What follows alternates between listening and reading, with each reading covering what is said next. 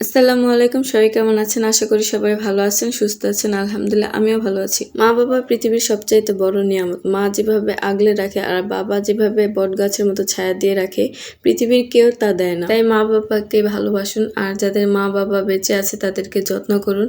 কারণ আমার বাবা নেই, তাই আমি বুঝি বাবা হারানোর কতটা যন্ত্রণা। কিন্তু আলহামদুলিল্লাহ আমার মা বেঁচে আছে। আর আজকে আমি রেডি হয়ে আমার মাকে নিয়ে হসপিটালে যাচ্ছি, কারণ আমার মা খুবই অসুস্থ। আমার মার পরপর ২ টা অপারেশন হয়েছে।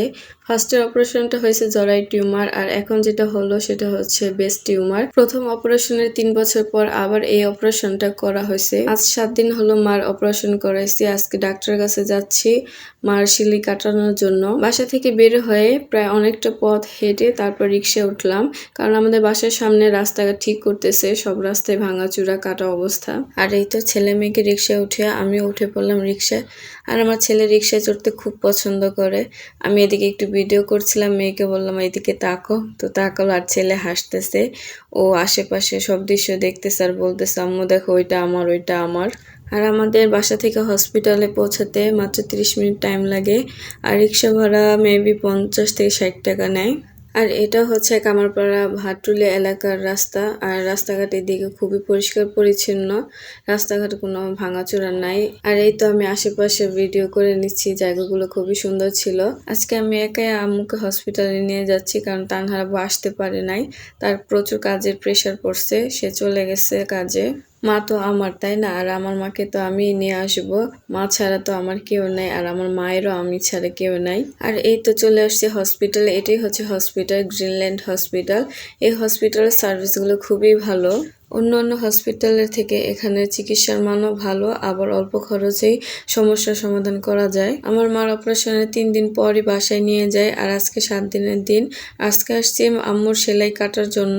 আম্মু ডক্টরের কাছে গেছে আর আমরা এখানে বসেছিলাম, আমার ছেলে মেয়ে তো দুষ্টুমি করতেছে। আর আমি হসপিটালে আসার আগে বাসা সংসারের সব কাজ শেষ করে তারপর আসছিলাম। ভাবছিলাম হয়তো দেরি হবে যেতে, কিন্তু তাড়াতাড়ি হয়েছিল, বেশি টাইম লাগে নাই। আর বাসায় যাওয়ার সময় আমি কিছু প্লাস্টিকের জিনিস কিনে নিয়ে গেছিলাম, কারণ এগুলো আমার খুবই জরুরি দরকার ছিল। আমার ভেঙে গেছে। আমি একটা রুটির বক্স কিনছি, একটা ঝুড়ি নিলাম। রুটির বক্সটা RFL এর, আর এটা দাম নিছিল 150 টাকা। ঝুড়িটা RFL এর, এটা দাম নিছিল 80 টাকা। একটা চা ছাঁকনি আর মাছের আঁশটা উঠানোর ওটাও নিছি। আমার চা ছাঁকনিটা ভেঙে গেছে, হাতলটা। আর এই যে প্লাস্টিকের এই ঝুড়িটাও নিছি। এটা মূলত অনেক কিছু রাখা যায়, পেন্সিল, তারপর কসমেটিকও রাখা যায়, কিন্তু আমি এখানে আমার চিরুনি এগুলো রাখবো ড্রেসিং টেবিলে রাখার জন্য এটা নিলাম। আর 2 বাচ্চাকে 2টা খেলনা কিনে দিছি। আর এখন ভিডিওটি হচ্ছে সন্ধ্যার, আর সন্ধ্যার দিকে তো একটু চা খাওয়াই লাগবে আমার। আর মাগরিবের নামাজ পড়ে তারপর সন্ধ্যার নাস্তাটা রেডি করছি। ছেলে ঘুমিয়ে পড়ছে আর মেয়ে চা খাবে না, তাই 2 কাপ চা রেডি করছি। আমি আর আমার মা খাবে। মা আছে বলে এখন আমরা 2জন মিলে নাস্তা করব, আর তা না হলে আমাকে একাই নাস্তা করতে হয়।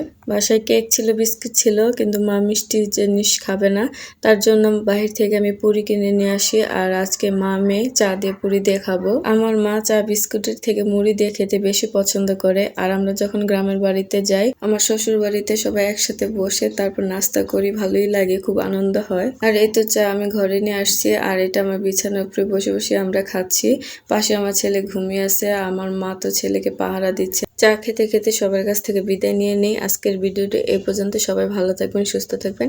আল্লাহ হাফেজ।